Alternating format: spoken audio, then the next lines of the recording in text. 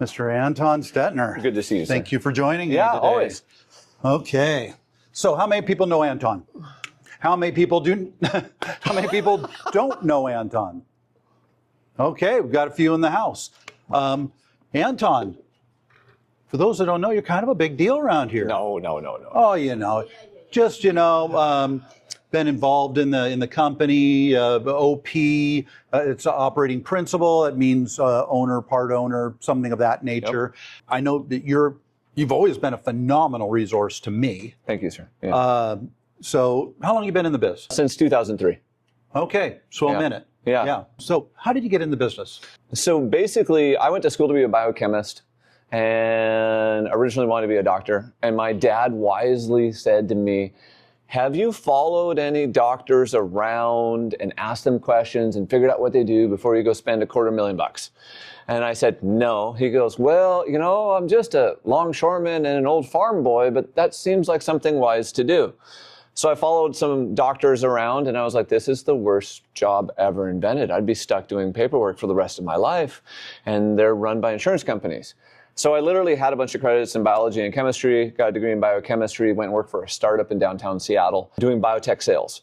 Most people in biochemistry are introverts. I was an extrovert, so I stuck out like a sore thumb. While I was doing that, that was a startup. They got bought. It was actually cheaper to buy the whole startup for their license to distribute these specific plastic products than it was to go rebuy the license. So the guy literally closed the company. There's only like 20 some people that work there. Closes the company and he made his money. So I said to my wife, I said, hey babe, this is early 2003. I was like, hey, I'm jobless. I love you. I'm gonna go work in the restaurant again. My father-in-law owned the Denny's off of exit 208. That's how I met my wife, waiting tables. And I said, I'm gonna work in the restaurant for a little bit, and then I want to go get into real estate. And she had kind of already been hinting at getting into real estate at that time because she was already in real estate and had just gotten a job working for Quadrant Homes. And she's like, hey, I think we have this waterfront listing coming. Like, if you just hurry up and get your license. It's like, I'm going to get my license, I'm going to learn to invest, and then I'm going to go be a drug pusher.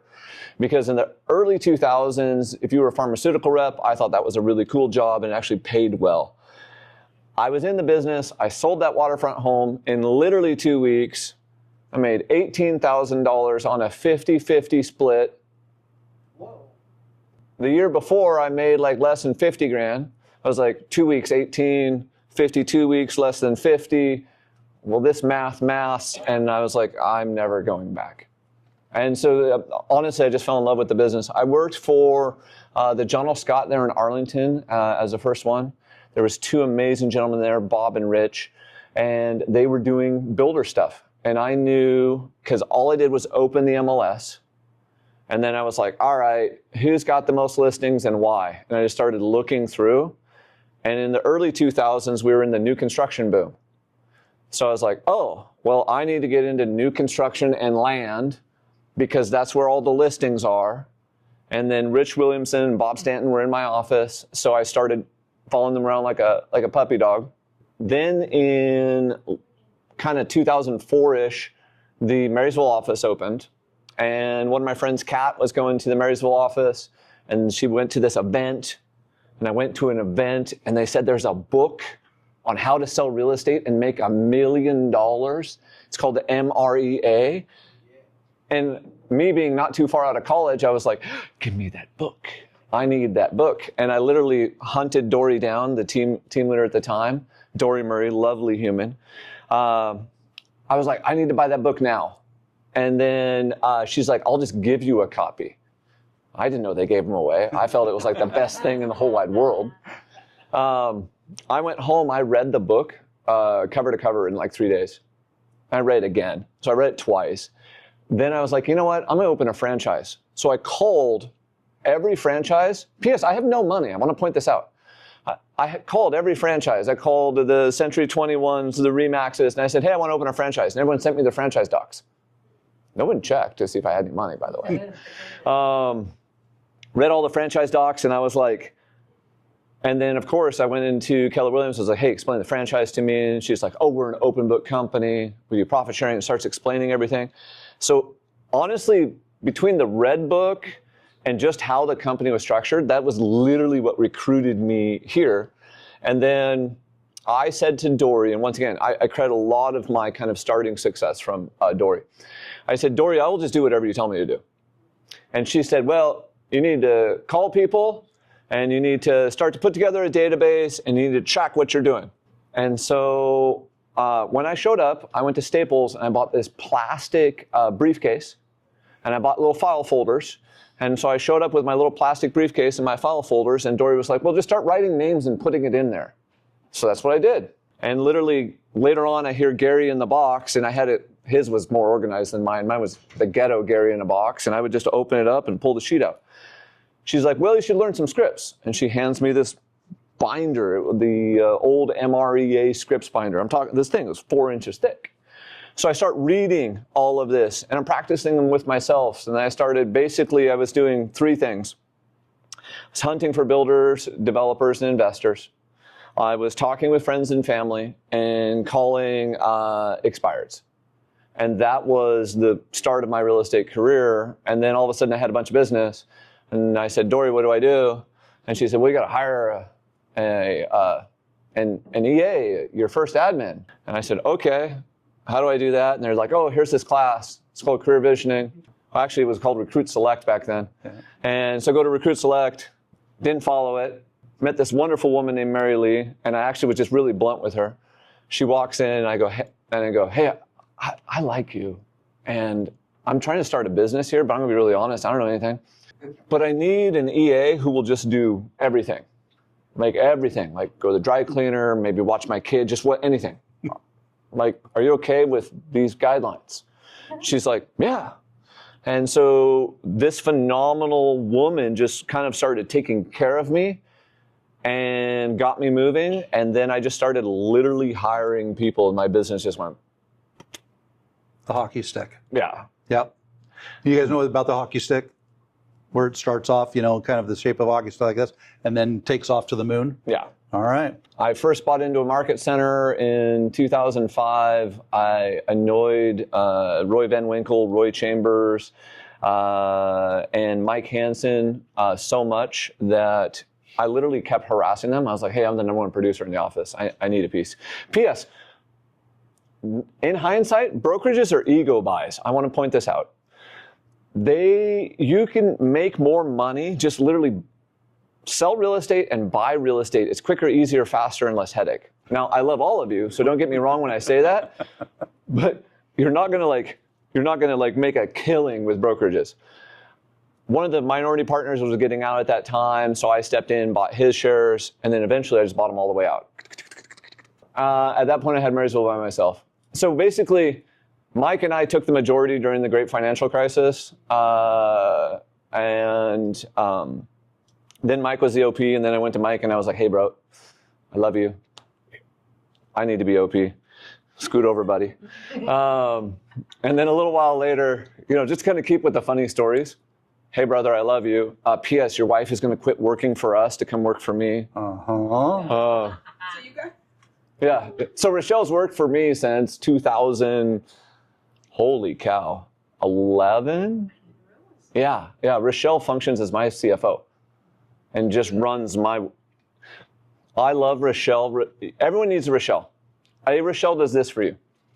If you spend money, they tell you not to spend money. If you don't have enough money, they tell you you don't have enough money. And they rob Peter to pay Paul for you in the background to keep everything moving. So basically, I bought out Mike at one point, and then my real estate business and my investing business was exploding, and then I had sat in another thing, and I called Ben one day, and I said, brother, I'm done. I said, remember when you told me to call when I was done? I was like, today's the day. I was like, I'm out, gone. He's like, why? I was like, I don't know. I'm just pissed off at everything today. Wisely, Ben says, hey, calm down. Let your emotions relax. P.S. I want you to stay. And he's like, let's do it together. And I was like, all right. So my role, I guess you would say, is I joked with Ben, and I was like, we're going to put this in writing. Anton functions as grandpa. He can pump the kids full of sugar. He can tell them war stories, bail them out of jail, go with them to jail, but doesn't have to be anywhere at any specific time. I was like, if you're cool with that role, and then you need him to go, grandpa to show up somewhere, go somewhere, just tell him in advance, but don't make it required. And so that was how then I grabbed a little piece of Everett and then kept just a minority also in Marysville. Because what I saw happening was I saw the brokerage model fundamentally changing. And what I was seeing too is that if you only owned one, you weren't going to be able to keep up, provide the level of service, provide the level of coaching. And so I needed that network in order to keep retaining our agents, and then also just compliance. And I was sitting there in like the late teens going into the early 20s, and I was like, oh my goodness, the legality, you're the broker, is exploding. I was like, we have to change how we're doing this. So that was one of the things that prompted it. Yeah, no, for sure. So you covered a lot of years right there. And, some ups, some downs. We didn't cover the down. You want me to cover the down? Well, so, and not to be in the down, yeah, but kind of as an opportunity for hope. And I know that, Toby has been there also, but you had some health issues. Oh, yeah. Well, I'll cover two downs. I'll go to health issues second. Yeah. So my business in 2006 was 70% new construction. So in 2007, what happened?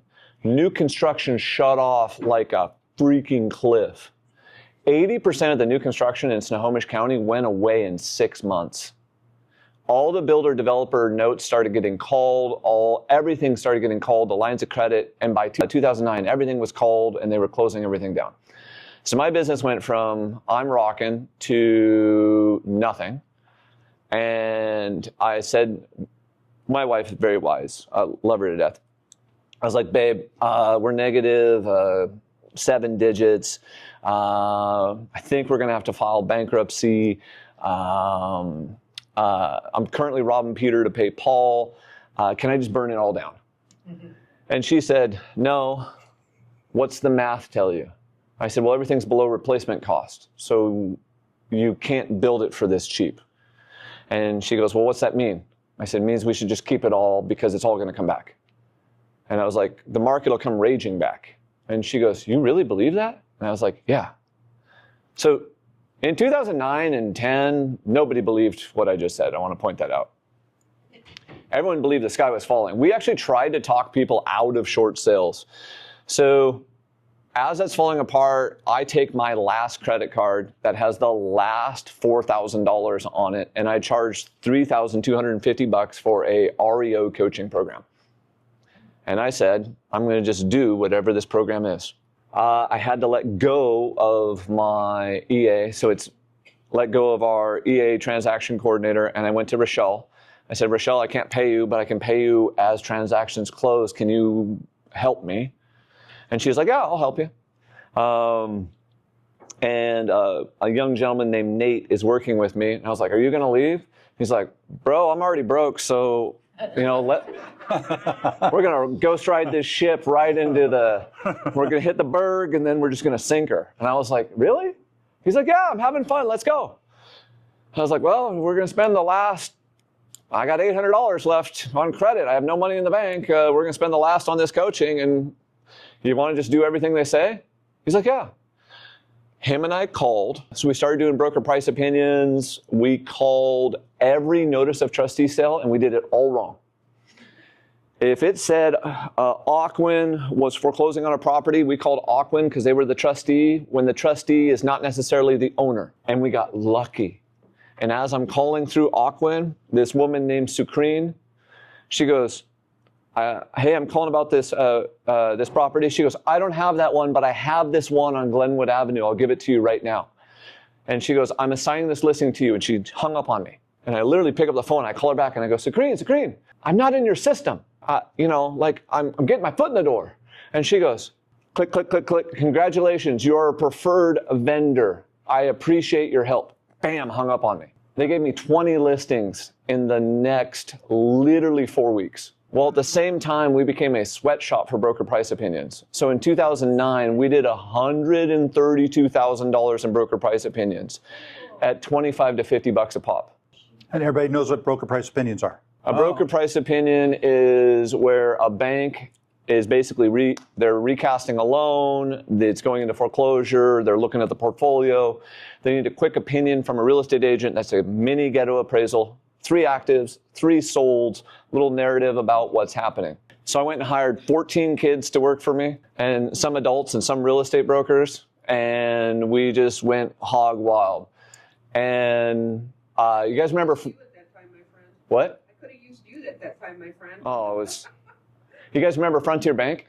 Mm-hmm. Yeah. So when Frontier went under, the FDIC calls, and the FDIC was like, "We were told you do volume in Washington State, and you can handle bulk broker price opinions." I was like, "Yeah, we can handle that." I literally go, "Does anyone know what bulk broker price opinions is?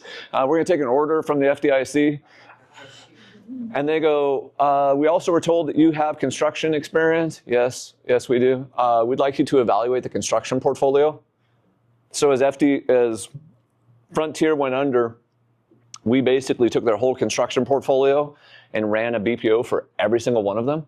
I personally probably did 6,000 of them. I mean, we were in 2009. So Gabriel, my middle child, was born in 2009. I can't tell you what he looks like. And my wife had the baby at Providence, and then I was like, "I love you." 4 hours later, I have to go back to work. Because she said, "Fight until we get our head above water." And I said, "We won't see each other much, and I will literally work 100 hours a week or have a heart attack." And she goes, "Okay." And so Gabriel, to about 3, I can't tell you what he looks like. But we climbed out of that hole. We got everything moving. At one point, I had 114 active listings and 180 in the pipe. We had 400,000 in bills for banks because we did more BPOs than probably anyone in the state. For sure. And we called every bank every week and every trustee. And we knew we were doing it wrong, but it worked. Wow. We were literally dialing the wrong phone numbers, asking for business, and we would work through the front desk to the CEO. I flew to Carlton, Texas, and went to Bank of America, and I sat in their lobby until they gave me the account. Literally, we just did that everywhere. So my business pivoted from new construction to all bank-owned. Bank-owned went away, and then we just pivoted right back into new construction investors and things of that nature. My only major mistake during that process, Tom, was I should have bought more during that time period. I was so worried about getting out of the hole because I had to borrow money from everyone. And I was so negative. My credit score was like a 400. Like whatever the lowest one is, that was me. I didn't lose a single piece of real estate though, because I would call them and I would file the short sale, I would file the loan mod, and I just kept talking to everyone until I had got enough money to then just pay everyone back. And what I should have done was I should have bought some instead of getting out of debt. All of a sudden it's like 2012 to 2017, we actually did buy a bunch. And that's what then started our construction and land development stuff that we did. And a lot of that came from wrapping mortgages. I would find something where the person was like, "This is going into foreclosure. I don't want it. I'm just going to walk away and let it go." And I'd be like, "Well, what if I could save your credit?" And they'd be like, "How would you do that?" "I'll just pay to put your property out of foreclosure. I'm going to hold it for the next 2 to 3 years, and I'm going to sell it or refinance that. Does that sound okay to you?" "Yeah, save my credit, please." So we got 6 properties that way, and the most I paid for one of them was $25,000. It resulted in $485,000 in cash by 2017. If you're thinking about where the market is today, and with people being beat up, and if they've got a home and it's from 2022, or they've got a slightly lower rate, I just wrapped 2 mortgages last year. I hadn't wrapped a mortgage since 2017 for the same reasons. These people call and they say, hey, we see you sell real estate. We see you buy real estate. Would you buy my house that's going into foreclosure? I said, well, what are you guys going to do? They said, we're going to move in with mom and dad. I said, how far are you behind? 40 grand. I was, holy Toledo, 40 grand. And I was like, well, what do you owe? And so seek legal counsel, talk to the broker before you do this, get an attorney to help out with this paperwork, blah, blah, blah. There's all my disclaimers, not financial advice. You like that? That was nice. Yeah. We owe $360 on a 1,280 square foot Rambler, 2-car garage across from the YMCA in Marysville. I paid $48,000 to pop it out and 40 grand to repair it. And Anton, can you explain wrapping a loan? Yeah, wrapping a loan is, so it depends. I'm going to overgeneralize the whole terms. There's creating seconds, there's things like that, but essentially there's 2 instruments in a real estate deal. There is one that is title and one that is debt. So in a wrap situation, what happens is you take title and you don't cure the debt. And what's in all debt clauses? On all mortgages. It's called a due on sale clause, which says the lender has the right to call the property and the note due, but not the obligation. If a lender has a property and it's going into foreclosure and all of a sudden magically the note gets cured and they're happy because they don't have to put on their balance sheet as bad debt, are they going to call the debt? Probably not. Probably not. It's extremely low. So you seek legal counsel, talk to Tom. You ignore the due on sale clause, but I would recommend you have a vehicle by which you could sell it or refinance it if necessary. That way you are being a good guy or a good gal and protecting them and their credit. And then what we do is we end up repairing their credit. You repair their credit by just simply making payments on time. And their credit goes up, and then we have conversations with them about if they want to buy again. Most of them don't, but we have had people where we bought their property and then they bought again. Going back to what Tom was saying, we use a payment service collection company. So they auto withdraw from our checking account and then they auto pay the mortgage. One of the ones we just did over here in Silver Lake for an investor, she just didn't want to own it anymore. It auto withdraws from our account. It pays the mortgage at 3%. It pays her at 5.5% in second position. That one we're also going to build a DADU next to. You had asked about, feel free to ask more questions about that, but you had asked about medical hardships. Well, yeah, because there was the two things. And Yeah. we're going to do that, and then we're going to do a pivot. But I just want obviously it hasn't always been rainbows and No. sunshine. No. Besides being 7 figures in the negative, which I mean, that big a deal, right? Yeah. However, In COVID, there was, so you guys can see part of this earlobe is missing, and then there's scars on my neck. So right there in COVID, my wife was like, hey, pre-COVID, my wife was like, hey, there's a mole on your ear and it's turning color. You should go get that checked. And I was like, yeah. So her and Rochelle just contacted the doctor, got the appointment, and put it into my calendar. And once it's in your calendar, I'm like a robot. I just go. So I go, and they're like, yeah, it's kind of dark. We should biopsy it. So I had melanoma in 2014. So they basically go through, they hole punch the melanoma out, and then Pac-Man the earlobe to close it. And they're like, you should be good. We got it. We went much further around it. So then this earlobe was shorter. As you can see, it's gone now. And then COVID happens. I reach up and I'm just kind of naturally, rubbing your ears. And I was like, oh, dude, there's a lump there. And so then it took a little bit longer, but essentially in mid-2020, I got into the doctor, and they're like, oh yeah, there's a lump there. They put me in, and there was also in my neck. So I had stage 3 melanoma, and I had to go in for chemo. And so here's what most people do. I'm talking to Dr. Zhang. Dr. Zhang is the head of oncology over there at Providence. And I said, what do your patients do that you wish they didn't?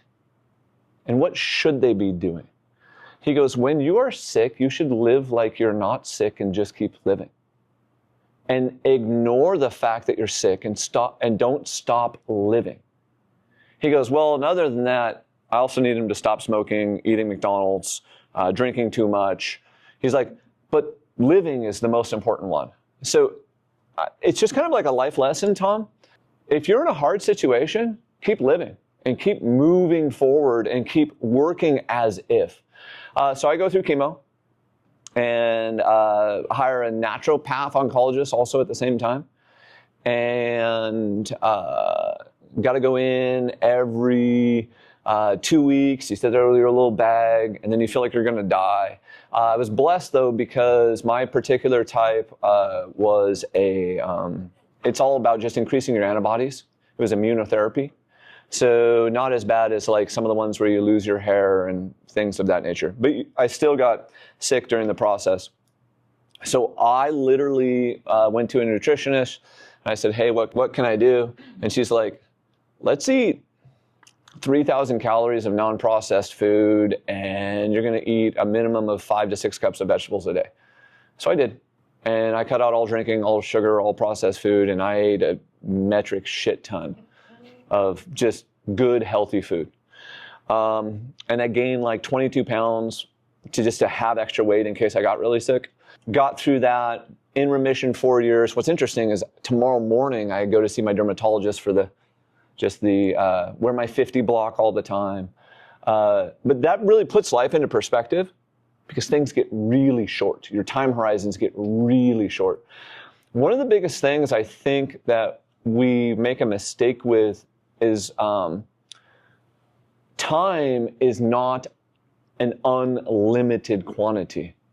And so if we're at work, like, be at work and give this 100%. And then when we're playing, give play 100%. And when we're hanging out with our kids, throw the cell phone in the drawer, lock it if you're that addicted to it, but like be full present. Like, how can you find ways? This is why I enjoyed the holidays. Be full present with friends and family members at certain times with whatever it is they're doing. You guys are making me emotional. And but that time is not guaranteed. Okay, so another thing it brings into perspective is if I'm being really purposeful in my work, what am I doing with then my future planning? Where are my assets? How is the family protected? What do we need to do to make sure they're protected? How's my kids' health? How's my wife's health? Let's go get everyone checked and make sure everyone gets in. So my wife was having these major fatigue issues, and mid 40s, the peri, menopause, and those things, but like massive fatigue that shouldn't be there. So I finally talked her into going to the naturopath. She has 7% of the iron in her system that she's supposed to. They're like, you don't even get a leave today. You get an emergency iron transfusion. And we don't check on our health enough. Okay, so if you're in your getting into your late 30s, in your 40s and 50s, just go get checked on a regular basis. If you're doing good, you're ahead of most. So, you do whatever you want. Yeah. You've earned the right to do whatever you want. Your health is your wealth, and I'm trying to do everything humanly possible to be here as long as possible. You still doing CrossFit? Well, COVID took CrossFit away from me. Sure. So I got a gym in my garage. And then 2 to 3 people show up every day and work out with me. But it's like a little bit of CrossFit, a little bit of HIIT, a little bit of weightlifting following a program. So Jeff Latham This is already a little over a year ago. Gives me a call and he goes, hey brother, I need you. And that was all he said on the voicemail. I need you. Call him back, click. And so I pick up the phone, I call him and I go, dude, are you dying? Like, do you have cancer? Are you getting a divorce? What's wrong? And he goes, hey, we're gonna get abs. And so then I cussed at him and I hung up on it. And then I called him back like 2 minutes later and I go, hey, don't do that. I was like, the way you said it made me genuinely nervous about one of my friends. And he goes, well, I'm serious. I go, well, I gained all this weight for cancer and I should probably go lose it with you. So I started out during that journey I was 26% body fat. I went to 8, excuse me. And I started at 198 pounds and I went to 158. And then literally I just gained 30 pounds for winter. Dead serious. And now I'm 18 and I'll cut back down to 12 again here in a second. That journey also, because I'm still going in the natural path, when you start like really focus. So I've always exercised, but I've never controlled the diet. I started it, during the cancer process, but then like even when it was Jeff and I through this coach, like I controlled it at the most epic level. All of my biomarkers and all of my blood work is like perfect right now. The only thing that happens inside of that is they're like, oh, your stress level is a little too high. And I was like, well, I don't feel stressed. And she goes, I think you're so used to experiencing just epic amounts of stress that it doesn't even bother you, but your system is saying you have constant high stress. I was like, that's fair. High cortisols. High cortisol and DHEA was out of whack. I've since got both of those into whack, but that took me almost a year to get those. Once again, just another idea that your health is your wealth. Should we talk about what do you want to talk about next? Well, this is a good time to basically pivot. So we've heard the kind of the good, the bad, not really a whole lot of ugly because this is an awesome success story. So now it's, you've been there. Yep. You've done that. Yep. There probably isn't anybody better in the room to be able to give advice on next steps. What are we doing now? This is the beginning of the new year. Great This is question. when resolutions are doing. Yes. What should we be doing and what can we expect in the economy here in our local area? Those are phenomenal questions. Who was in the business in 2014, 2015? Okay, awesome. Love all of you.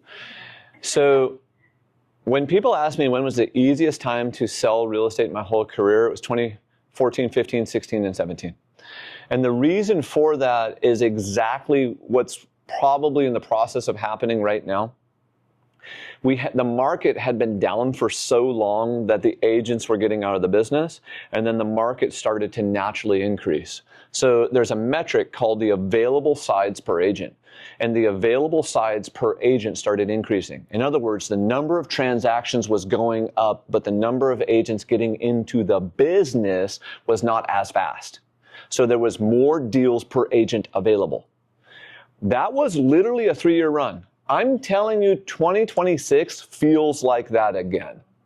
Now, it's not as hard or as down as the great financial crisis, but I do feel like we're hitting the end of that window. Ben and I have actually had multiple conversations about this.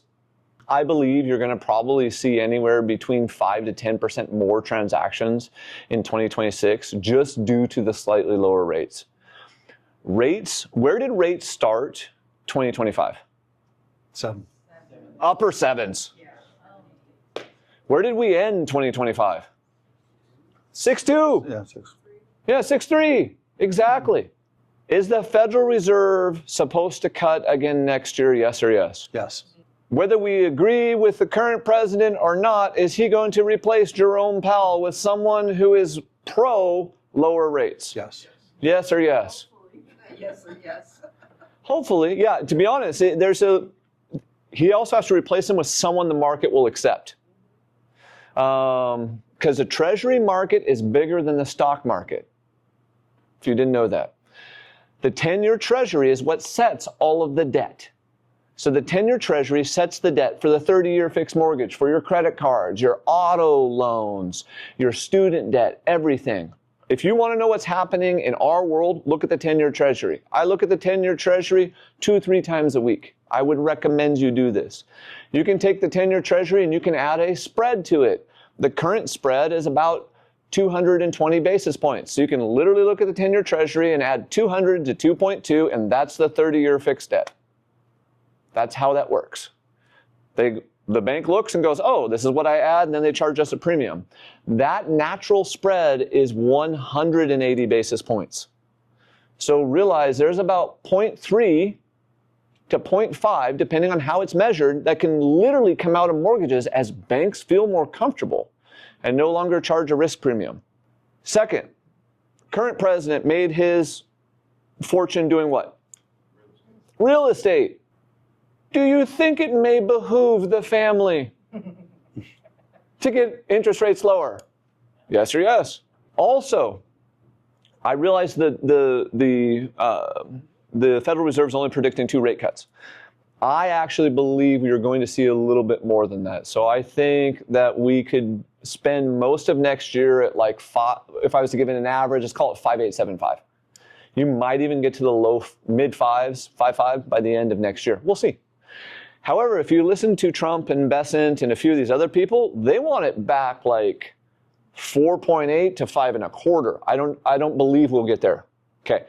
Now, if you go into the data, nationally and locally, at what interest rate does the market start to pick up? Below 6.4. Okay. Housing Wire and Altos Research have all kinds of data to show this if you want to use this for your client. You can go to housingwire.com, Altos Research.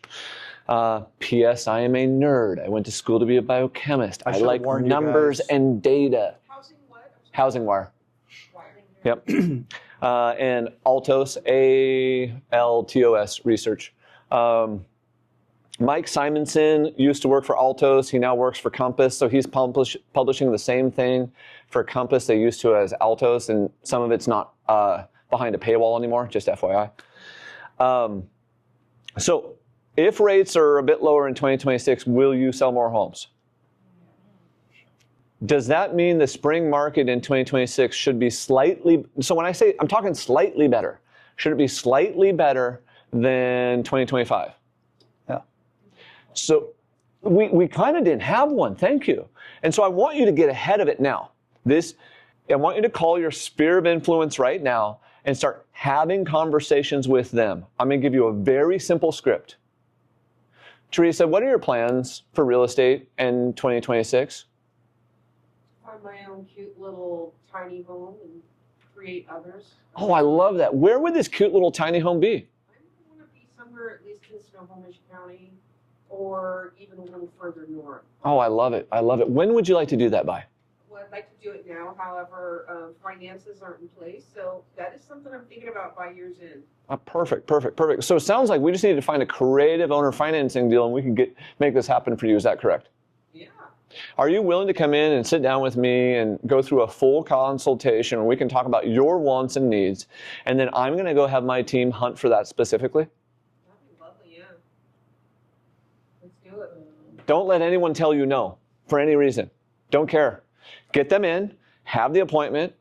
Now, if Teresa is our buyer and she says she can only buy owner financing, 10% down, blah, blah, and she wants this house and this piece of land in these areas, in these price ranges. So yes, we're going to look in the MLS, but we're also going to go look on Craigslist, on Facebook, on Zillow, on forsalebyowner.com, and then we're going to call the title company and we're going to make lists of those, and we're going to call every single one of them on that list, and then we're going to send them a letter, a text message, and a social message, and we're going to go touch them multiple times to hunt for something for her. And then we're going to call her every 2 weeks and say, hey, just want to let you know, these are the 1,000 dials we just made on your behalf. Okay, if you're a buyer and someone just called you and said, I made 1,000 dials on your behalf, I went and knocked on 20 doors on your behalf, even if you're not ready to buy then, do you feel like kind of like obligated? So I may earn the right to ask for an amazing referral? What's the biggest complaint about real estate brokers? Lack of communication. Yeah. What'd you say? Lazy. They're lazy. It's lack of communication. When you look at the National Association of Realtors Home Buyers and Sellers Survey, and I've looked at this every year since I've been in the business, that's number one. It's always lack of communication. And I don't mean this negatively, but even if Teresa's only a B lead because she's not like fully approved, ready to go today, or a C lead, A's want to do business with me in 30 days, B's are 1 to 3 months, C's are 3 to 6 months, D's are 6 months or greater, possibly a delete. And we have to prioritize each one of these and hit them. But even if she's a B or a C and I start communicating with her every 2 weeks, I'm building a relationship. And while we're building this relationship and I'm communicating what's happening in the business, I am now earning the right to ask for referrals, repeat business. And the greatest compliment you will ever receive in real estate, there's two of them, is one, when a lead you've never done business with sends you a referral because you have over-communicated with them. That's number one. Number two, when you represent another real estate broker in a real estate transaction. Another real estate broker other than banks is my second best client. I sold more real estate to that one human, Mike Hansen, than back when he was rocking, than anyone else other than banks. We'll talk about that later. Well, hold on. The only thing I took over was deals that we fed. So let's go into that for a second also. Why would you work for a builder, a developer, or an investor? Hopefully to get the list backs. Because they do more than one house every year. That's the exact right answer. I don't have to go chase down the same client 2 to 3 times. I can do multiple pieces of business.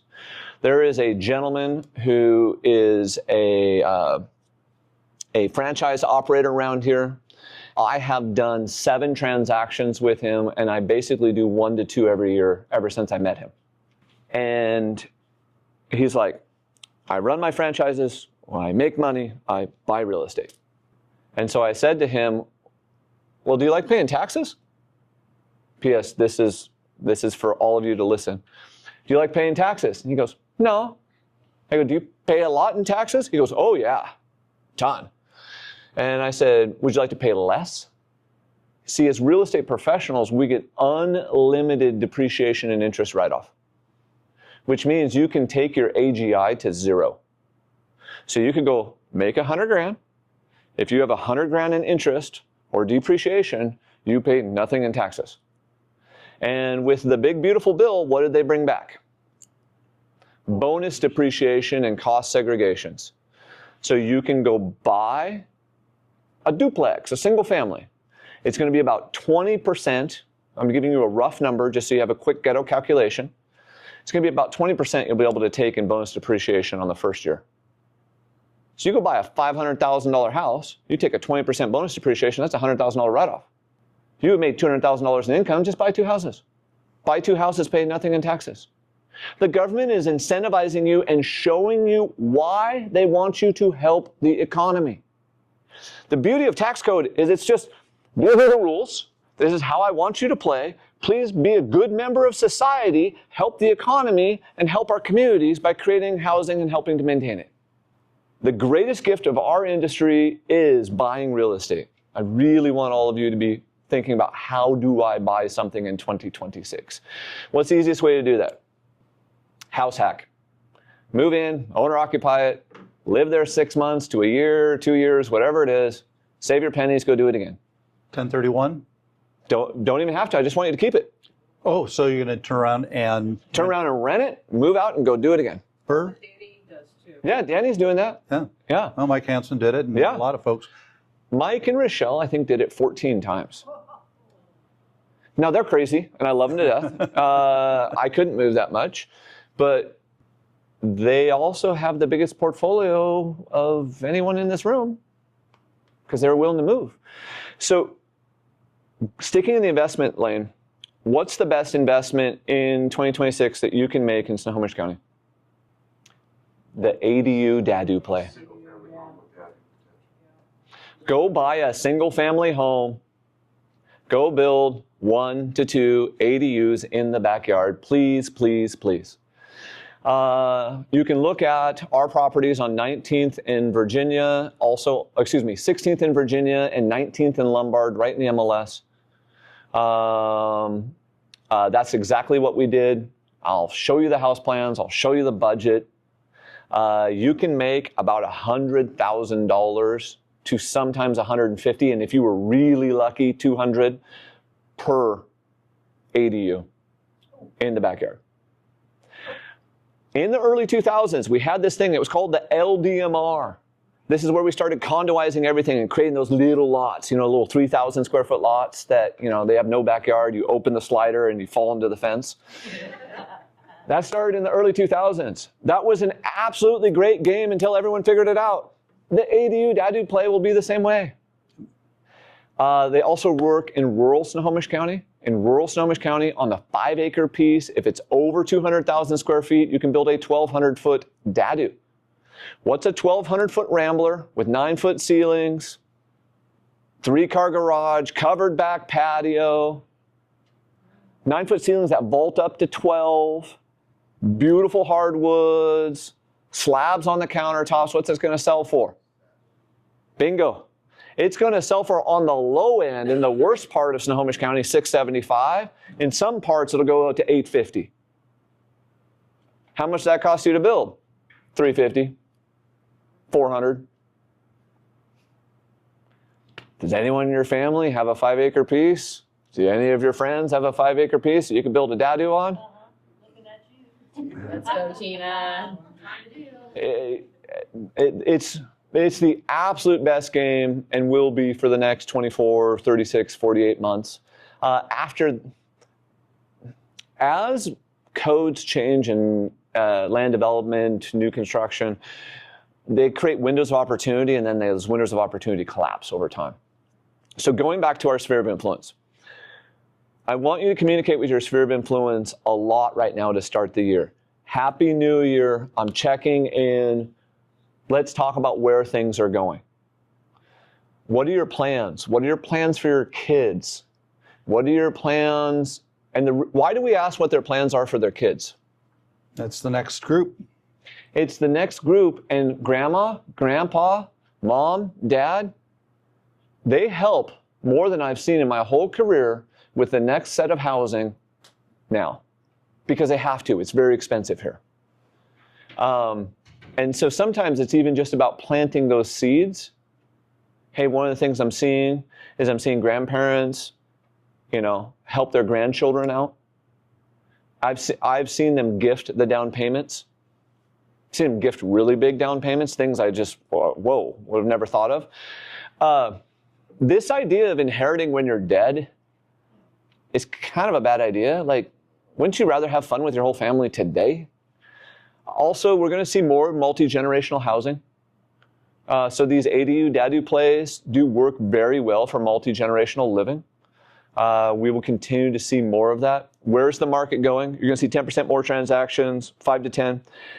You'll see inventory come up, but it may not hit as high as it did last year. King County was basically flat in prices. When you figure in appreciation, it was 2.5%. Snohomish County was like 0.9. So you figure in appreciation, Snohomish County, or inflation, Snohomish County basically depreciated last year.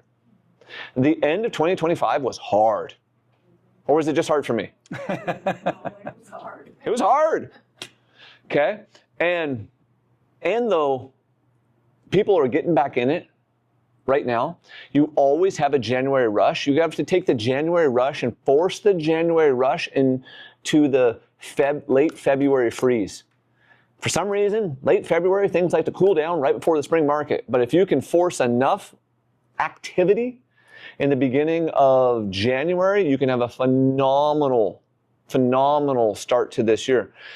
As the available sides comes up, if you did 10 transactions last year, I'm telling you, you should naturally do 11 or 12. I want you to go take your unfair share of this market, because 2025 was hard. So is the average agent encouraged or discouraged right now? Discouraged that there's going someplace else. They're discouraged, and they may be leaving the business, which for those of you that show up, you showed up, so good job. This creates an outsized opportunity that doesn't usually exist because there's less players on the field. My son plays for Rush soccer. He's a keeper.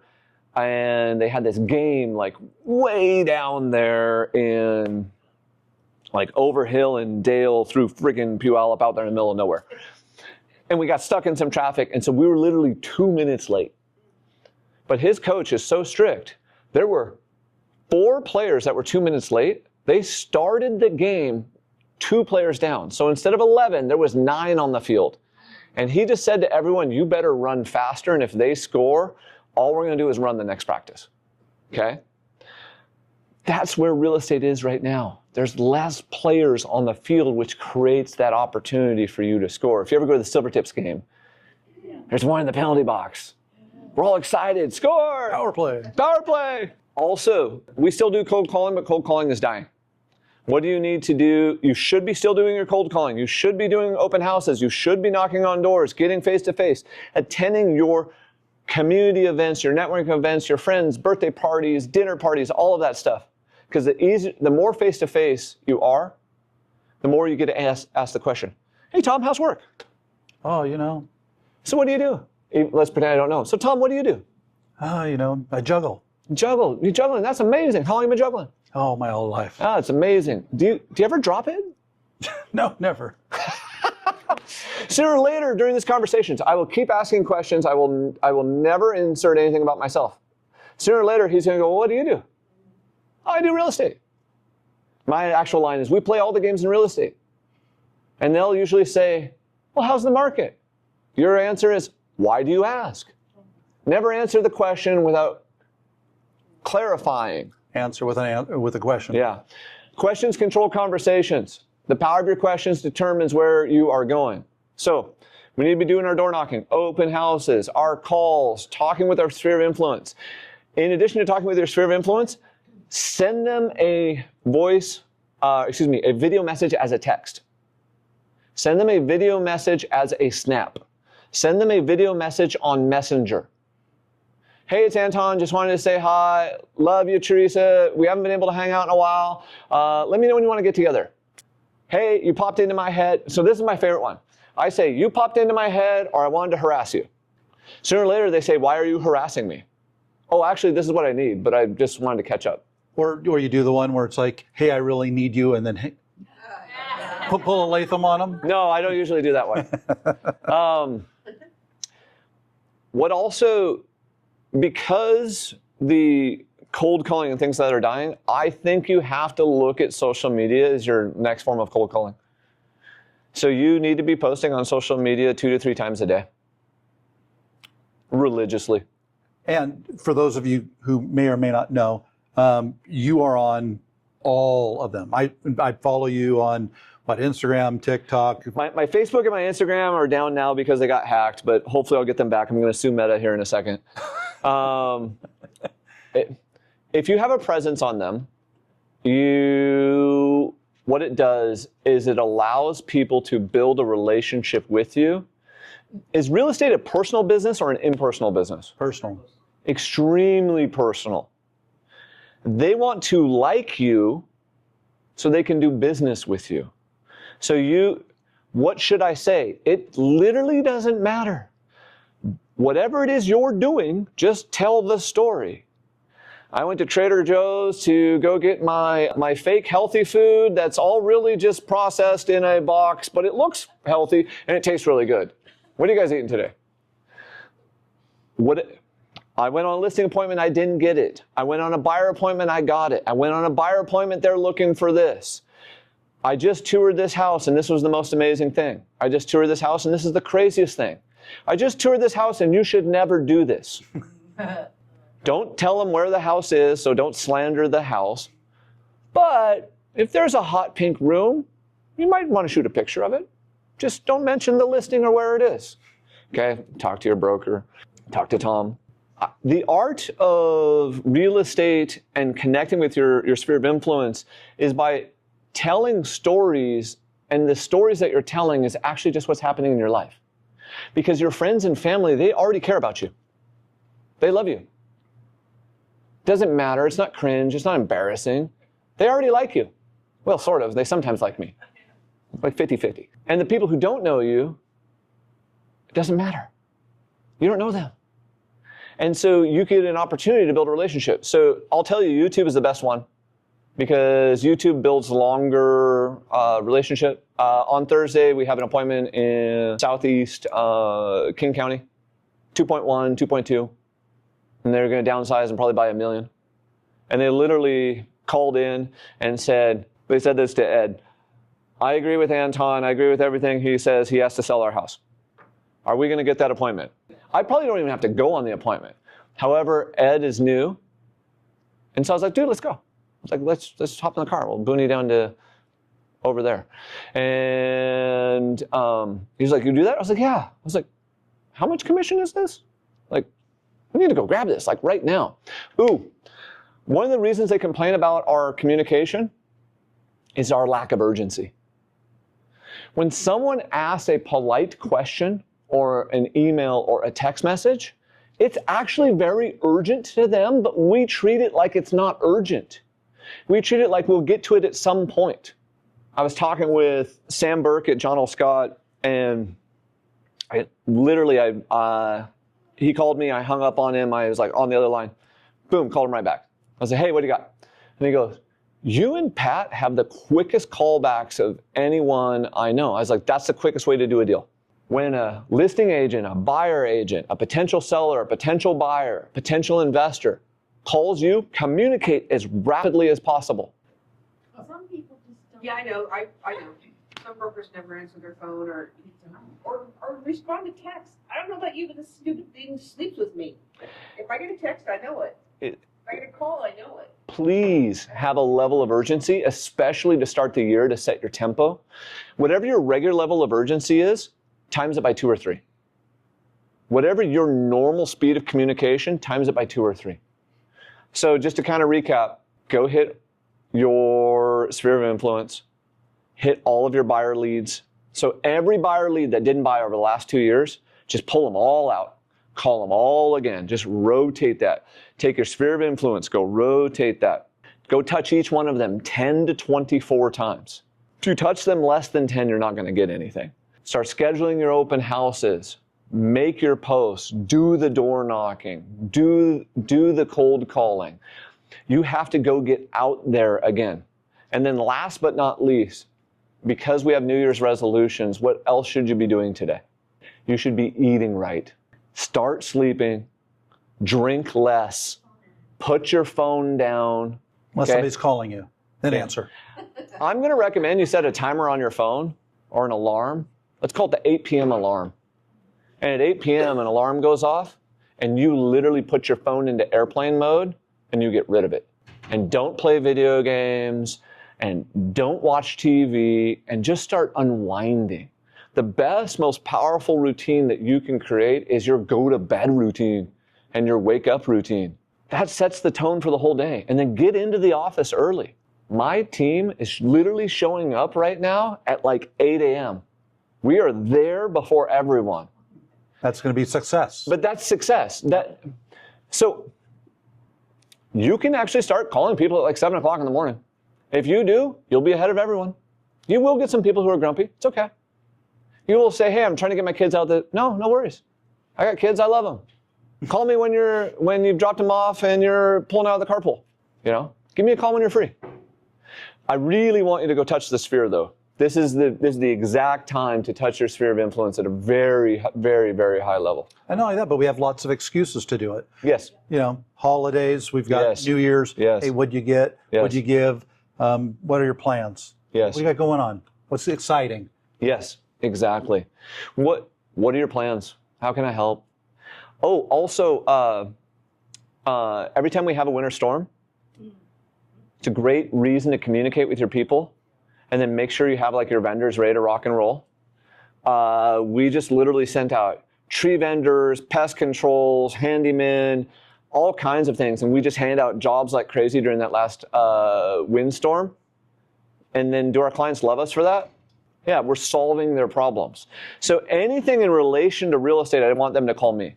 So from Tess last night at 8:15, I got a text message and it says, do you have a pest control person? And I said, I'll find you one in the morning. Okay, because literally at 8:30, my phone is going under. And so I just sent a text message to the office and I said, hey, pest control for Tess, blah, blah, blah. Let's send this to her in the morning. And then literally right after that, my phone was like, click, game over. My wife keeps hers on because she's always worried. I'm like, well, if the kid's got in a car wreck or someone's dead, I won't be able to fix it until we wake up anyway, so I'm going to go to sleep, babe. I love you. And I can sleep through anything once I'm actually asleep.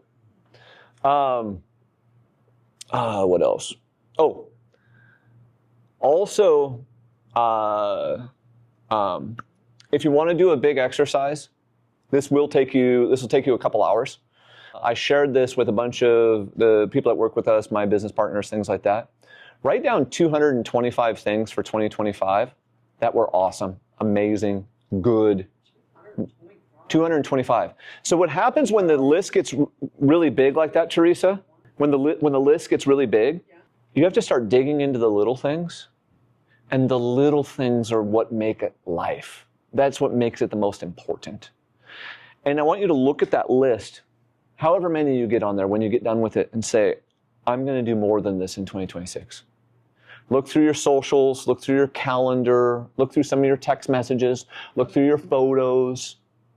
Like, remind yourself what was great. Talk to your significant other, your kids, ask them. And then just write out a big list. And then I want you to tell yourself, well, look at this list. Look at all the amazing things I did. I'm going to do more amazing things in 2026. Love it. Absolutely love it. So obviously we've gone over, it's not every day that we get, the opportunity to have the man, the myth, the legend, but are we still good on time with you? Yeah. So yeah. If you do have to leave, we'll judge you on the way out. But let's do this. It's not just all about, the Tom and Anton show here. Questions. What do you guys have? That's not really a question. Well, maybe it's a question. So it's a question and a suggestion. I love it. If you get referrals, make a relationship with those people. Yeah. If you get a referral, make a relationship with the people. Marcia said I should call you. Or, hey, are you ready to buy yet? Oh, you're not. And never speak to them again. Sure. I don't know how many Follow up. referrals I have sent, like to Portland or somewhere where I can't go, obviously, Spokane, whatever. And they make one phone call and they're done. Yep. They need to be the one, they need to put those people in their list Yes. and make a relationship with them. Yes. And it shouldn't be, oh, I heard you want to sell your house. Yes. It should be, hi, I'm just calling because I'm a friend of Marcia's and I thought I'd check in. She asked me to check in with you or Yes. whatever. Sure. And make a relationship with those people. Yeah. So 3 years from now, when they do sell, and you're going to ignore paying me my referral because it wasn't lasting for so long. But just that they didn't get dropped in a hole Amen. and forgotten. Amen. Yeah, for sure. And I've sent referrals to really good agents, that Yeah. were supposed to be hot people in the office or whatever.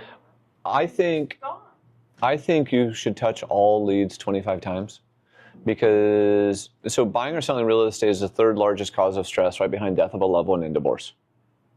Okay, because it's a basic human need and these are very stressful situations. And anyone married or been married? Did you get married on the first date? Pretty much. You're within striking distance. She can even hit you with that phone from there. So it took time to build that relationship. It took communication, it took understanding, it took growing. The same thing applies to real estate. Communicate with that referral 25 times. Build that relationship, call the other person back. 3 years later, they sell, pay the agent. Matter of fact, pay them an extra 5%. You want to see something really funny? An old referral, send them a bonus. There you go. So it's almost like dating your clients. So send the agent, if it's gone past their little expiration, send them a bonus. I don't care if it's $100 or a Starbucks card or $500 or whatever. Send them something extra. You know how many deals you will get? There was a woman in Vancouver. She's since passed away. We did that way back in the day. I got 9 referrals from her over the course of her career. That's insane. It was because she basically was like, well, anything that's within like 2 hours of you, I'm going to refer. And because she was in Vancouver, it was close, and she just sent everything. So build those relationships. What other questions you guys got? Comments, thoughts, ideas? That was a beautiful one. It's off the market topic, but could you describe the new formula for the profit share? Describe the new. I don't think I know it. Profit share. Yeah. I have not looked. It changed? It did. I have not looked at that. I haven't either. Yeah. Well, you don't get anything that shows you even have profit share anymore.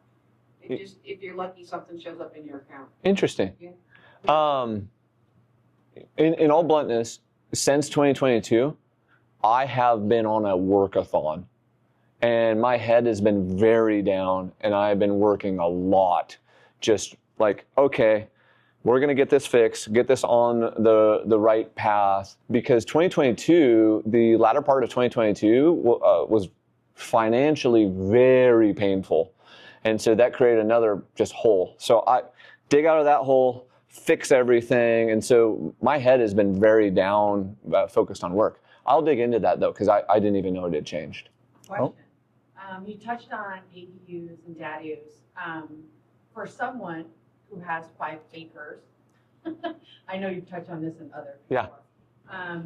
Just starting off saying, okay, how do I begin? Yeah. Who do I talk to? What does this look like? Yeah. You know, what is real? And I've heard you talk about do this step, Yes. this step to help Yes. you out. Yes. I don't know if you're willing to do that now or. You can contact, is in rural Snohomish County? Yeah. You can contact Snohomish County Planning and Development Services, and you can go get their permit checklist from them, and you can get their ADU bulletin. And basically, you just need to complete what's on the permit checklist. And to be very specific, now this will apply to any ADU. You get it surveyed to figure out where the boundary lines are. You get a wetland report, especially for rural ones. In the city of Everett, you're probably not going to need one. Half of them or more are going to require a geotechnical report, and you get a civil engineer. And with yours specifically, you're going to figure out where's the drain field going to be located, and does my well have a high enough flow rate unless you're on public water. If you're on public water, so this also applies to in-city now, you need a certificate of availability for the public water or the public sewer. So for instance, if it's like out off the Jordan Road or out over here in Snohomish, there's public water out there. You just get a little availability letter from them. We're going to do one off the 3 Lakes Road on 58th, which used to be called Wishon. Yeah, I'm right up there, Dubuque. Oh, well, I just submitted that one. We're going to be right around the corner building here in a little bit if you want to go. So, survey, wetland, geotech, civil engineer, and then drain field designer or availability letter. Then you figure out what's called the buildable area. AKA where can the building footprint fit. Then you go get house plans designed to fit in the buildable area. For my mom, I have this beautiful, it's my mom's 100% finished, so Scandinavian, shed roof, 17 feet on one side, 9 on the other. It's shaped like a U, just a bedroom, and then the living area right there at the bottom with a giant shed roof and a covered area in the middle. And then the garage matches that. So it's like 2,500 square feet when you include the garage, because the garage is enormous. And there may or may not be a loft in the garage. Yeah. No. Pre-permit, I just was talking with the wonderful person at the county. You should be friends with them too. And she said, hey, what's this loft here for? I said, my mom's 80, you know, in case she needs a place to store something or the grandkids want to play in the garage. The garage is going to be finished, but, you know, it's not living space. It's just the garage. She goes, okay, I'll stamp it. Because you're being a human. Once you pick out the house plans, you then have the house plans engineered for today's energy codes and energy credits, and then you have it structurally engineered. The civil then puts together the site plan, the LDA or the grading, which includes the stormwater. And so I'm kind of blending multiple cities together, just trying to make it as easy as possible. And then you just submit it and you wait 3 to 9 weeks. They respond, they give you a bunch of junk, you do it again, it goes around in a circle, 6 months later, you're ready to rock and roll. How about like a 4-man, 4 slab and put a manufactured home on it? You could totally do that. Yeah, and those are quicker and you'll get it permitted faster. Yeah. I love manufactured homes. Some of my best deals have come from manufactured homes. One of my best flips ever was a manufactured home. We made almost 200 grand. It was ridiculous. If you can find a manufactured home that is not financeable and was on site and you can buy that property for land value, that is a great deal. Because you can immediately permit a house or a new manufactured home right in its spot. All the utilities are there. It's plug and go. It's quick. We bought so many from Heritage Home Center right over there that they would always scoot us to the front of the line, or if someone dropped a deposit, they'd be like, hey, we have this one. You want it? Yes. We haven't been doing as much as those lately, but great avenue. I want to see building codes fundamentally change and affordability increase. And we're going to need more, not just manufactured homes, just more prefab housing in general. And we're going to need the municipalities to catch up with that. Our affordability crisis in relation to housing is all due to the Growth Management Act. Yep. Period, end of discussion. The state has fundamentally limited supply. Good stat for investors, sellers. You can go look up, it's the Builders Association and Industry of Washington, the BAIW. They just had a report in December. They said we need 1.1 million homes by 2044. I think I just heard that on one of your podcasts. Yeah. Follow this guy. You can follow me on YouTube. We try to put out as much of this as possible. Normally I'd be on Facebook and Instagram. I'm not there right now. But if you go look at permits for the whole freaking state, we didn't even put out 20,000. And we're supposed to put out basically 62,000 a year to keep up with population. What does that do to prices here long term? Up or up? Yeah, jack them up. What we're doing is building these great big freaking mini mansions everywhere.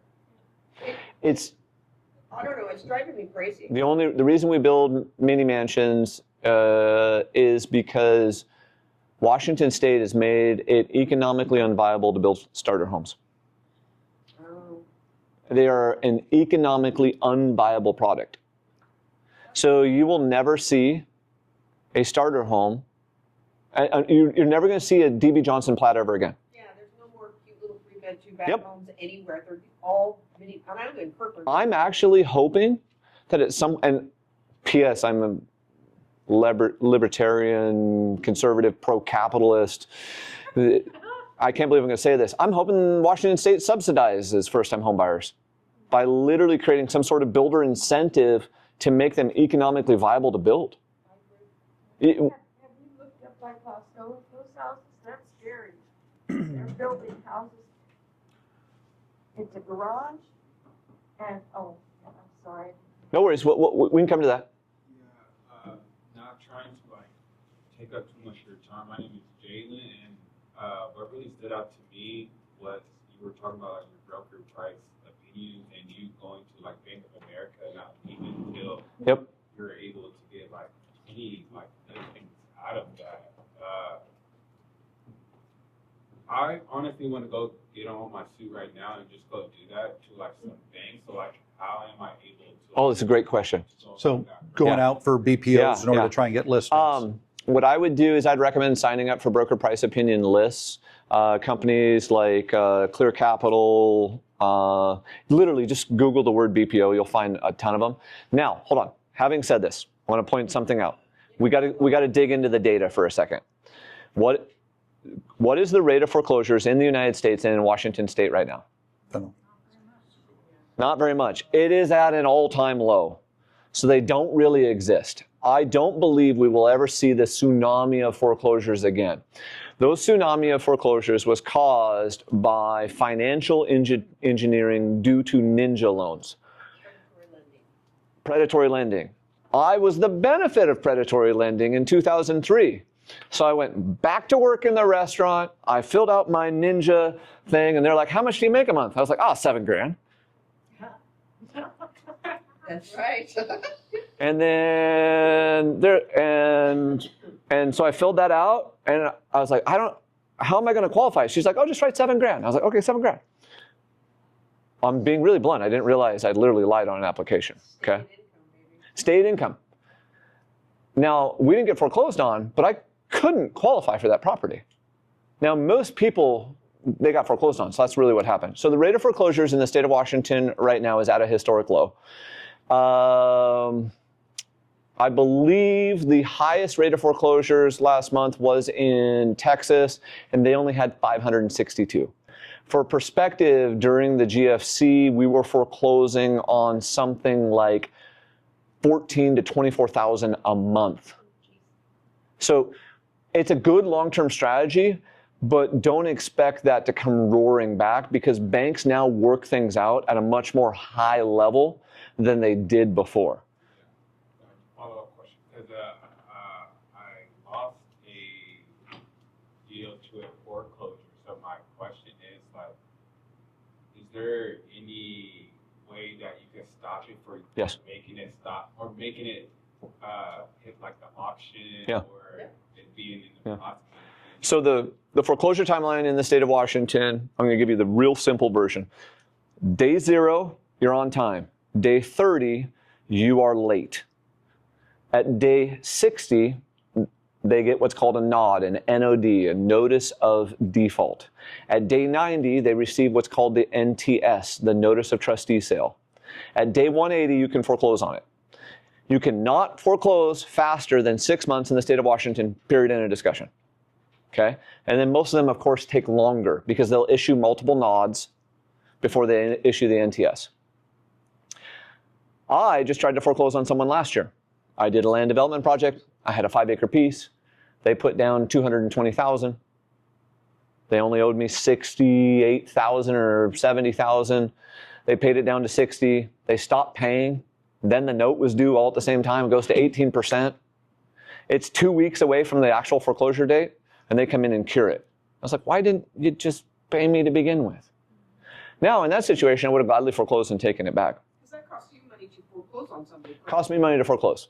But when they cure the debt, they have to pay your attorney fees. So technically, I lost no money, which is cool in the state of Washington. So one, I love hard money. I love notes and debt in general. So I just want to throw that idea out there too. If a property is going into foreclosure, you basically have multiple options. Short sale, or pay it to get it out of foreclosure. You can short sale it. You can do a loan modification.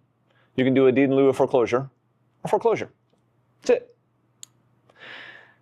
If you have a seller and they're getting close to foreclosure and the property is listed and under contract and they're not denying it, you need to start calling the loss mitigation department multiple times a week, and they may need to file a loan modification.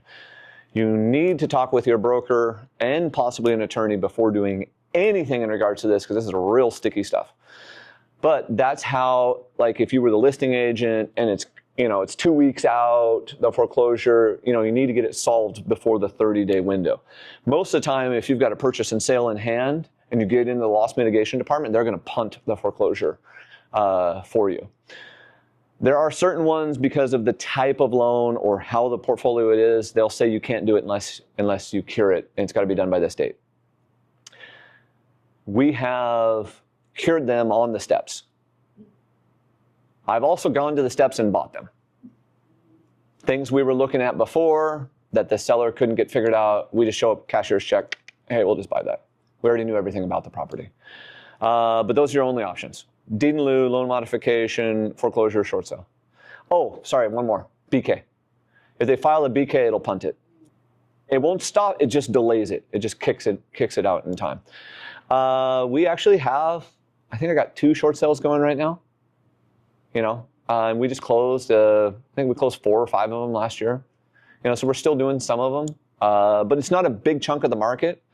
I think your biggest opportunities, once again, SOI, ADUs, DADUs, social media, and turning over your database. Your quickest way to a paycheck in 2026 is how many people you got in your phone? Over 200? Sweet. What's 200 times 24? 800-ish? Yeah, you have 800 touches. Go make 800 touches and you'll find anywhere between 5 to 20 deals. Guaranteed. I've done this for so long and tracked these numbers for so long and watched my team's numbers and my personal numbers. The lowest conversion rate you're literally ever going to have without even trying is 0.5%. If you try, you're going to get 1. If you have some skill, you'll get 2 to 3. If you get good skill and a good lead source, you could have as high as 10. So with your friends and family, it's just about touching them. Because if you called all 200 and said, what are your plans for 2026? And do you know of anyone else who's thinking about buying, selling, or investing in real estate? Guaranteed you would find 50 schmabies, and out of those 50 schmabies, 20 will turn into suspects, 10 will turn into prospects, and 5 to 6 of them will be leads no matter what. And then the idea is also, for every real estate deal you do, you should be generating opportunities from those as well. Every time you sell a listing or a buyer in the area, you should communicate that with the whole area. P.S. I hate your just listed, just sold on social media. I don't think anyone likes them. So don't do the generic one. Don't do the generated one. Tell me a story. Bob and Betty Smith didn't think they could buy a home. We helped Bob and Betty Smith improve their credit and save for the down payment for the last 1.5 years. They were then able to buy this home when dear Aunt Tilly kicked in $5,000 to help with their down payment. I know this sounds crazy, but you can do this too. If this story resonates from you, just send me a message. All private. I'm going to help you. Awesome. There's a Awesome. beautician on Camino Island that opened her business, and she writes a story every week in next door about the people that she serves. Beautiful. Whether it's just people that come in and talk to her or whatever. Yeah. And I think she's gotten more business from that Yeah. than anything. Yeah, I personally don't like Nextdoor, but yeah, there's too much wah, wah, wah. I was like, I had it for like 2 seconds. I was like, oh, no, delete. Awesome. And got hit by the car. Yeah. So, do you have the ability to stick around afterwards if people have other I've got like questions? another 10 minutes and I got to run to the next one. Okay. Yeah. So, Thank you guys. That was really long. yeah, that was awesome. Yeah. Thank you. Yeah. Appreciate it.